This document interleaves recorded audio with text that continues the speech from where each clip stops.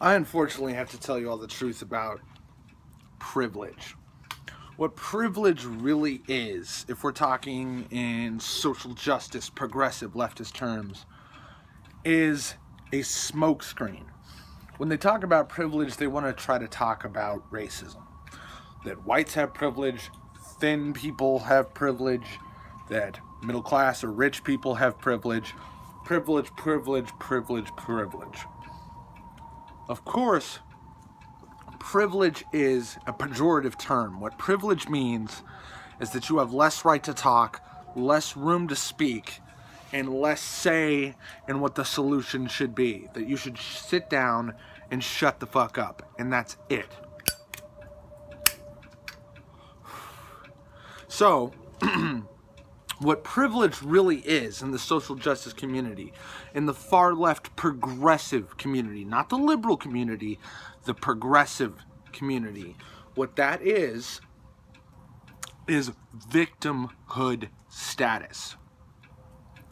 The less privilege with the bunny ears, the italics, the underline, the quotation marks, privilege, what less privilege you have as they define it in their bullshit lying epistemology, the more actual privilege you have. If you are not straight, if you are not white, particularly if you are black, if you are female, if you are homosexual, but not necessarily so much the homosexual so much as the race and gender part of it,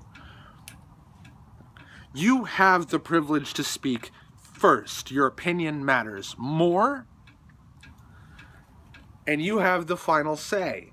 And if anybody interrupts you, if anybody counteracts you, if anybody contradicts you, they are a bigot of some kind. They are racist, they are sexist, they are homophobic, they're xenophobic, and everything is designed to condense power. And really what this is, psychologically, is an expression of revenge. There was a point in the time, in the somewhat distant past, where homophobia was not okay under any circumstances, and you were demeaned by the general public at large. Where, even further back, if you were a woman, you had no room to speak, no power politically, no power economically. But it wasn't that you were necessarily subhuman, only that you did not have power. Worse yet was race. Mankind, for tens of thousands of years, has expressed his evolutionary prerogative towards kinship and tribal behavior. And it is naturally impulsive and instinctive. It is your instinct to see someone who looks vastly different from you, whether they're Asian or Indian or Polynesian, Chinese, white, black, whatever. If they are vastly different from you, you will have an initial subconscious response to see them as different. That does not automatically figure into racism, discrimination, violence, bigotry, any of that. It's just a natural response. And unfortunately, for thousands of years, uncivilized savages, because civilization, ladies and gentlemen, is a very new concept. What we have of this very liberal and accepting and tolerant society that is stable is new. And what we're seeing is people over-swinging the pendulum too far. And so what you're seeing is black people, some homosexuals, people who were never popular in school, who had no friends, maladjusted people, homosexual people, anybody who is not a majority and is out of the social norm. Those people, throughout the 80s and 90s and early 2000s, were experiencing record levels of tolerance, of acceptance, and that is a good thing. And now, ladies and gentlemen, it's 2016. And in 2016, the marginalized strike back. We had an equilibrium that was mostly stable and was ever continuously, naturally, passively continuing to liberalize I invented that word, liberalize, where everybody gets along, minds their own business, and respects each other with the appropriate amount of respect. Not worship, not adoration, not deference, respect. These things have changed because we had gone from everybody's a dick, everybody's a racist, colonialist, savage. Because the human race, ladies and gentlemen, we are hairless talking monkeys, and we are savages in the back of our brains and in the depths of our hearts. But we have the frontal lobes, we have the cognitive powers to stabilize and to get away from this and come to a natural equilibrium. But with this natural equilibrium came a vulnerability, where everything was set up and designed to counteract this, where everyone is an asshole, in order to create this.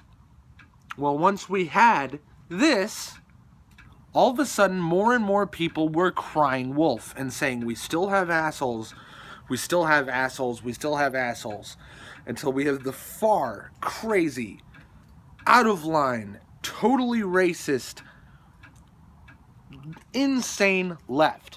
Too far left, authoritarian left, upper left, Marxist, communist, enforce change by hook or by crook, by violence or by fiat. And they are claiming that they are this, that they are the middle ground, where everybody minds their own business and gets along. But no, they are in the horseshoe, not unlike the assholes, the racists, the bigots, the liars, the tribalists, and the savages.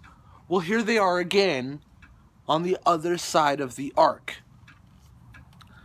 So this time, everything is bizarro land. It's reversed, and if you're white, heterosexual, not poor, if you're able-bodied, if you're thin, if you're not sick or any of this shit, you are the nigger of 2016. Ladies and gentlemen, you see me. I am white. I am middle class. I am heterosexual. I mind my own business and try to do me. I don't judge people based on things they can't change about themselves. I don't judge trans peoples of races other than mine, sexualities other than mine, or even philosophies other than mine. I may condemn their ideas, but I do not deprive them of their humanity. But these people on the far left, they fucking do. The same way that these people on the far fucking right also do. So for your fundamentalist Christians, your radical Muslims,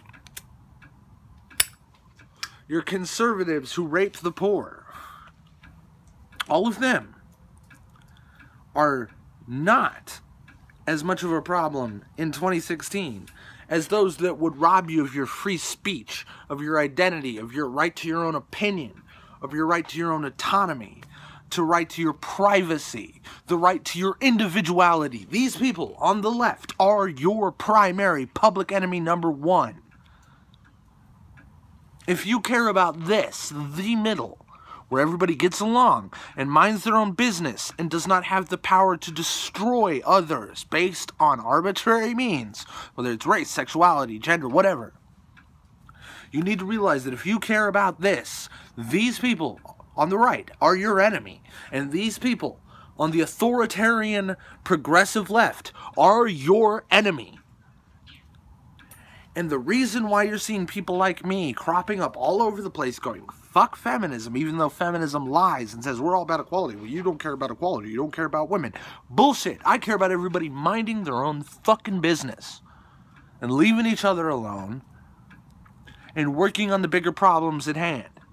The people who care about your skin color and your junk in between your legs are these people. And these people have the power. They are the establishment right now.